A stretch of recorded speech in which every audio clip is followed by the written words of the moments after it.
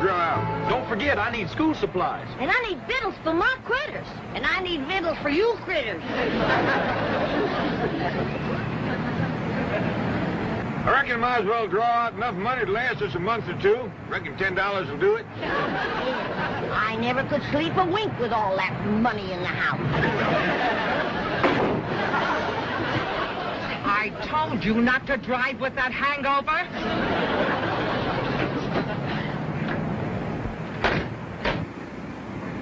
Anybody hurt? I don't think so. Well, no harm done, huh, kid? Well, not to your car, but you kind of bent our bumper.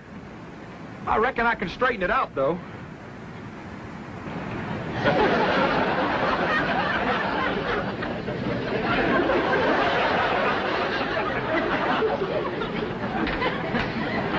Atta boy. You going in the bank, old-timer?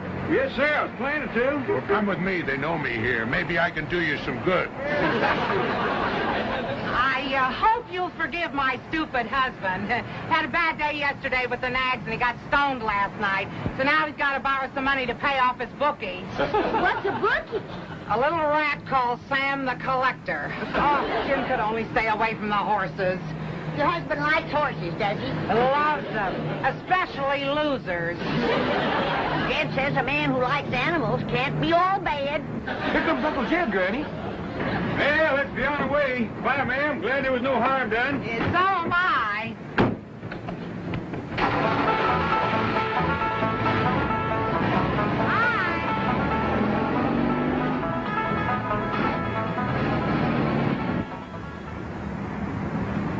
What happened to you? Fall down in there? Shut up and act first. That old geese is worth $35 million. What? Fate. We'll sue him for a bundle.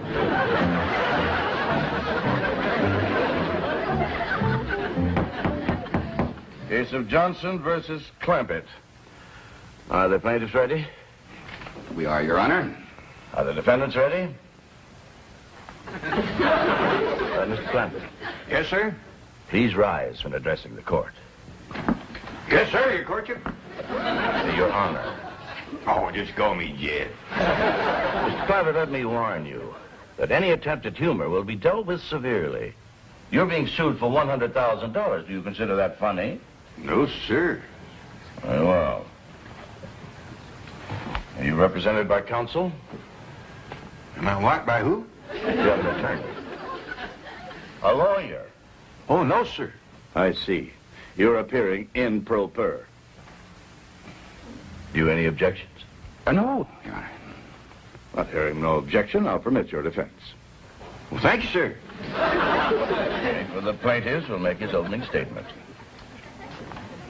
Thank you, Your Honor. Although my clients, the Johnsons, are really in no condition to appear today, I have persuaded them to come to court so that Your Honor can see the carnage wreaked by this criminally careless family of hoodlums.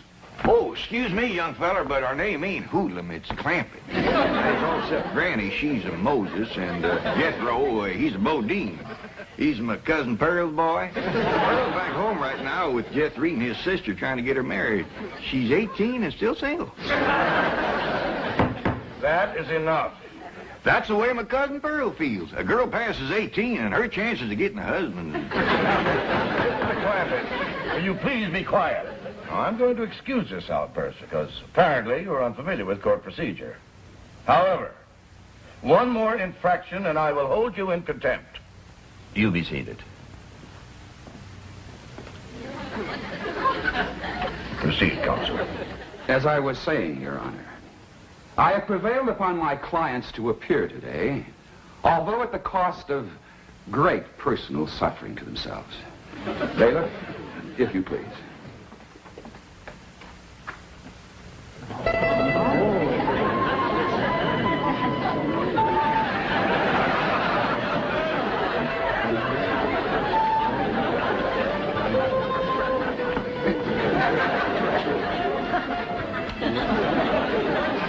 Is them the people that run into us? It sure is. What you reckon happened to them? Something terrible by the looks of them. See, can you comfort them? Your Honor, protect my clients from these ruffians. You got a terrible memory for names. Where's Clampetts, except for Granny and Jekyll? Mr. Clampetts, I declare you in contempt of this court. And I'm going to give you a fine of $100. Well, thank you, but I didn't do nothing to earn no $100. The fine of $100 is suspended. Now, please, take your seats.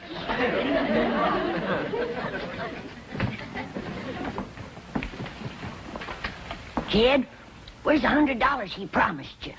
Did you hear him, Granny? The judge spended it. What right he got spending your $100? Order in this court.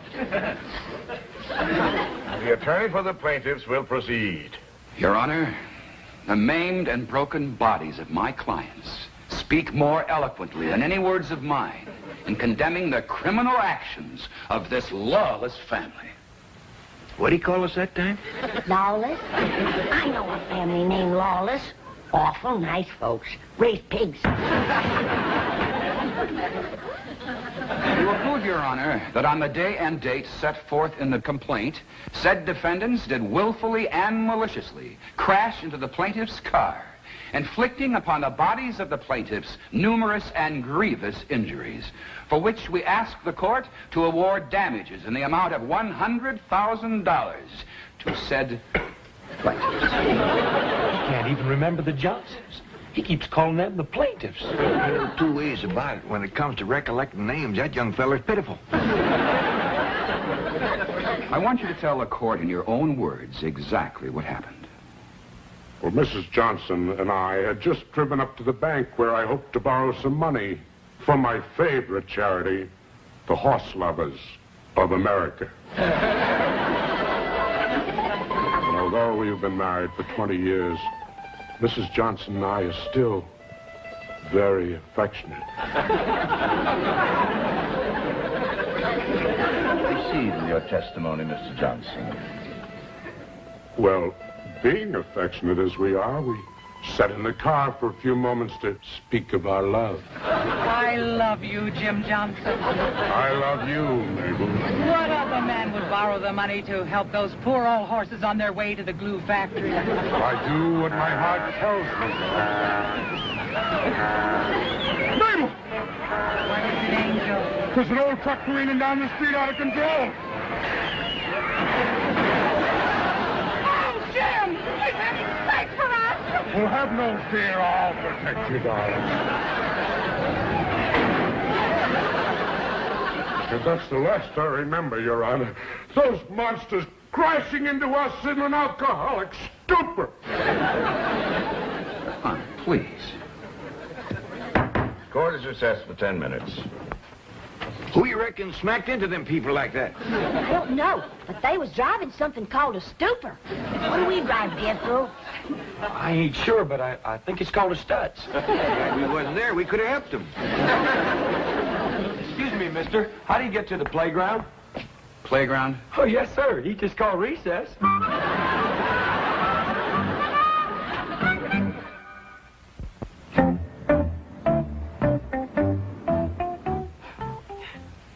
For my poor Jim's sake, I was glad he was unconscious so that he didn't have to see the worst part. Would you describe what you mean by the worst part? Well, you see, the impact threw my husband out of the car. There he lay on the street, broken and bruised. My precious darling. Did those insensitive beasts care?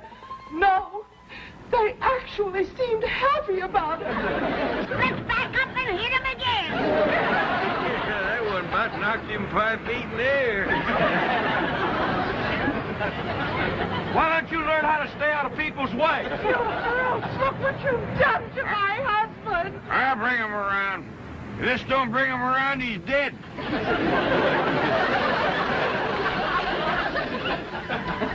My poor husband, whose precious lips had never before touched alcohol. Your Honor, please, sir, Mr. Judge. Yes, Mr. Clampetts? Do you wish to question Mrs. Johnson? Oh, no, sir. That poor woman's been through trouble enough. I just want to say that me and my family here is right good at tracking and trailing and hunting. And we'd be right pleasured if you'd let us go out and hunt down them rascals that was so mean to the Johnsons. Clampett, do you expect the court to take those remarks seriously? Well, I reckon I did brag a little too strong on us, but if we can't catch him, we got a hound dog named Old Duke. He can follow our trail a month old. That's a fact again. Why, you just give old Duke the scent, he can't get after it. Is it possible that you people don't realize that you are the accused? What do you mean? You are the folks who caused these injuries to the Johnsons.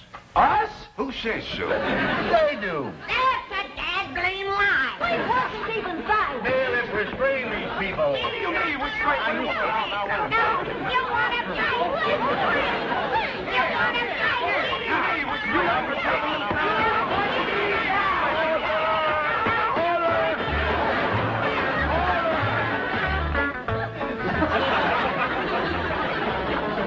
If you ask me, this is a heck of a place to spend recess. That fella said he put us in here to cool off. It's hotter in here than it is in there. Well, there's one good thing. He's going to give each one of us $100. Fine. That's what I say. Fine and dandy.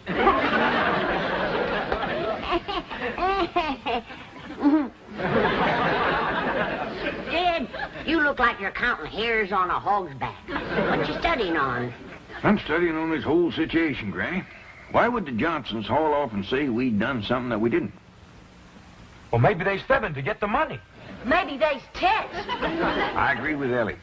Way I got it figured, that accident they had knocked their memories loose. I coulda. The way they's bandaged up, they must have took some awful hard knocks. Granny, supposing you make some poultices for the Johnsons, then that'll draw the hurt out of their heads and they'll be able to remember what smashed into them. I'll do it, kid. And I'll whomp up a great big dose of wretchweed tonic. There ain't nothing like wretchweed to get you thinking straight. All right, folks. Judge adjourned court till after lunch. And then he wants you all back in that courtroom on your very best behavior. He said he'd suspend your $100 fines. There he goes, spending our money again.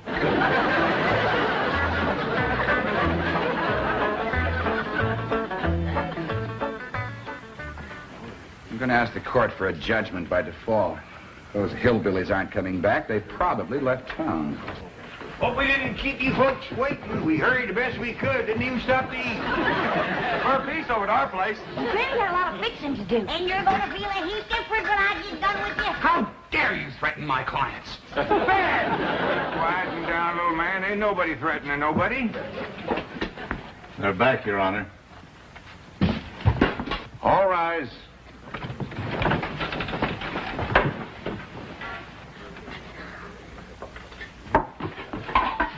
You can uncover the bridge, but keep the lid on the baked pasta. How about the chitlins? They're just as good cold. Smells good, don't it, Judge?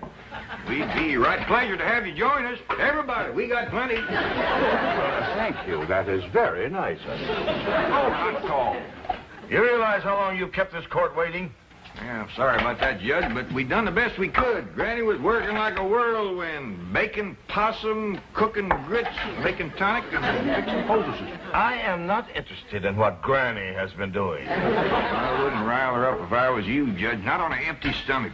Granny gets right ornery when she ain't eat all day. I am also not interested in her dietary idiosyncrasies.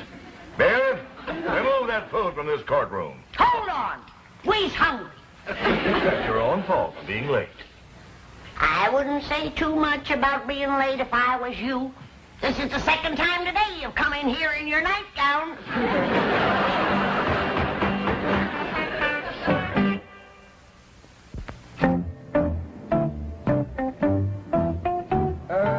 Tell me, Jethro, do you like to drive that old truck? Oh, yes, sir. Do you like to drive fast? Oh, yes, sir, but I'm Just always... answer the question yes or no, and tell the truth. How do you like to drive fast? Yes, sir. Were you driving fast the day you crashed into the Johnsons' car? Oh, no, sir. Well, were you driving slowly when you crashed into their car? No, sir. That's I'm all, always... thank you. But Now I'm step always... down, please. Next witness. Granny, I understand that you make very good moonshine whiskey. I call it my rheumatism medicine. I see. But it is quite potent, quite strong. Well, you don't want to stand too close to a fire when you uncork it. Yes, well, now then, Granny, do you sometimes carry a jug of this rheumatism medicine around with you? Take it on trips, say? Only when I get my twinges. Well, were you having twinges the day you and your family crashed into the Johnsons? No, and we didn't. That's all. Thank you. Now then, Ellie Mae, when the old truck here crashed into the Johnsons' car, would you show me just where you were sitting? Well, I was sitting right there, but we didn't. That's all. Thank you. Mr. Clampett, how many guns do you have in your home? Well, Granny's shotgun, Jethro's lever action, my pistol, my squirrel rifle. You needn't go on, Mr. Clampett. That's quite an arsenal you have. Thank you. You're used to carrying a gun, aren't you? I've been toting a squirrel rifle since I was knee-high to a jackrabbit. And I understand you're quite a good shot. Back where I come from, if you didn't shoot good, you didn't eat. I see you shot only for food. Yes, sir. And you were very poor. Yes, sir. And then oil was discovered on your land, and you became very, very wealthy and moved to Beverly Hills. Yes, sir. But isn't it a fact, Mr. Clampett, that in spite of all your millions, you are still frequently seen carrying a gun? Yes, sir. You see, Just answer the question, yes or no. Do you, to this day, frequently carry a gun? Yes, sir. Were you carrying a gun the day you and your family crashed into the Johnsons? No, sir, and we didn't. That's all. Thank you. Step down. No, sir. What do you mean, no, sir? It ain't all, and I ain't stepping down. Not until I've said a few things. Your Honor, I object. Now, Counselor, I have been very lenient with your conduct of this case, just as I have been very lenient with the conduct of the defendants. However, since Mr. Clampett here is the defendant and will bear the financial burden if judgment is against him, the court wishes to hear anything that is relevant and pertinent to this case. Yes, Your Honor. Now, Mr. Clampett, let us hear what you have to say. Well, thank you. Well, to begin with, there ain't nobody told the real story about what happened the day the Johnsons backed into us. I object, Your Honor. There has not been one shred of evidence or testimony supporting the allegation that my clients backed into the defendants. That is very true, Counselor. Perhaps now we might have it. In the meantime, you be seated. Yes, Your Honor. Now, you may proceed, Mr. Clampett, realizing, of course, that you're still under oath to tell the truth. Well, Your Honor, I learned how to tell the truth so long ago, I reckon it's become a habit. And what with making a promise on the good book, I'm going to be extra careful. Proceed. Well, me and my family drove down to the bank.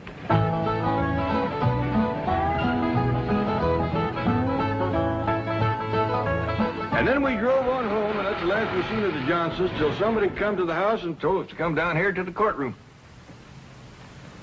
You may cross-examine.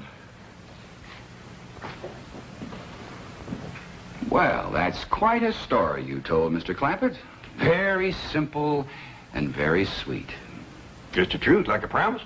You're innocent of all these charges against you, aren't you? You've nothing to hide. That's right. Then why, Mr. Clampett, did you not answer the summons and complaint served upon you by the county marshal? Summons and complaint? That is right, complaint.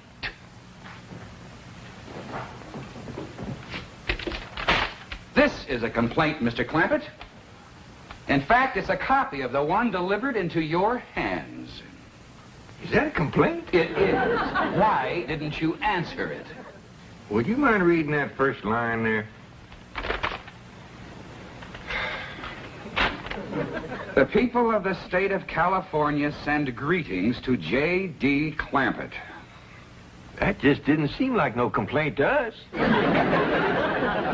as for Aunt, well, Jethro says there's pretty near 18 million people in California. We just couldn't hardly see how we could get around to greeting them all back. Very Further questions? Not right now, Your Honor. Court will recess for 30 minutes, after which we'll hear final argument.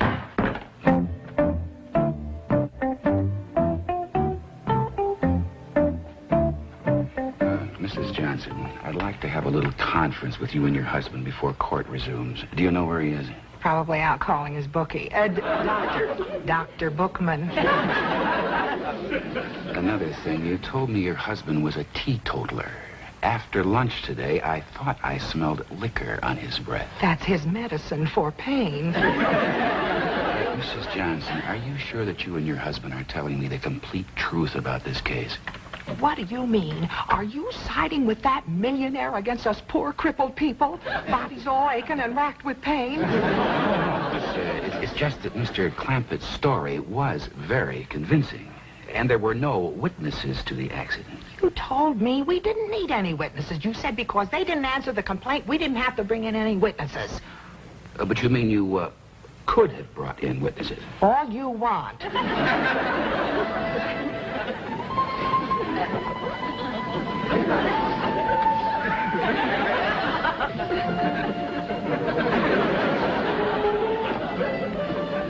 All rise.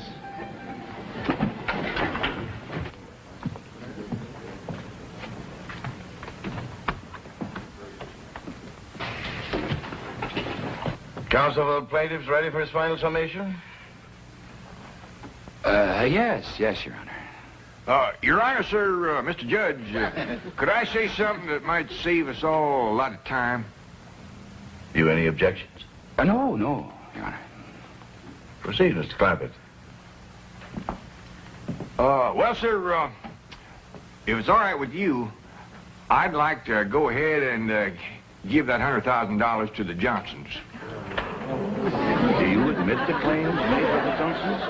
Well, no, sir, it don't. But he deserves the money, and I can afford to give it to him more if he needs it. Would you mind telling the court why you think he deserves it? Well, Your Honor, I got a daughter here, Ellie Mae, and I reckon she means more to me than just about anything in the world. And during the recess, when I seen Mr. Johnson with his daughter and seen how much he loved her, just like I do Ellie Mae, well, it kind of tore at my heart. What daughter? There he was in his wheelchair in that little room across the hall, and in walked this beautiful girl with the long red hair, and I knowed right away she was his daughter because she walked up to him and she says, "How's it going, Daddy?" Judge, Your Honor, with no nurse to help him, that brave man got to his feet and stood there straight and tall so she wouldn't see he was suffering. And he hugged her and he kissed her, and right then is where I found out she was a heap like my daughter, fond of critters. Because he said, "Marcia, darling, when I get this 100,000, I'm going to take you to Mexico and we're going to watch the ponies run." Run up for that. Your Honor, these developments surprised me as they did you. I asked to be relieved from the case at once. Request granted. This court finds for the defendant. Bailiff, bring those plaintiffs back into this court immediately. They're to be held for perjury.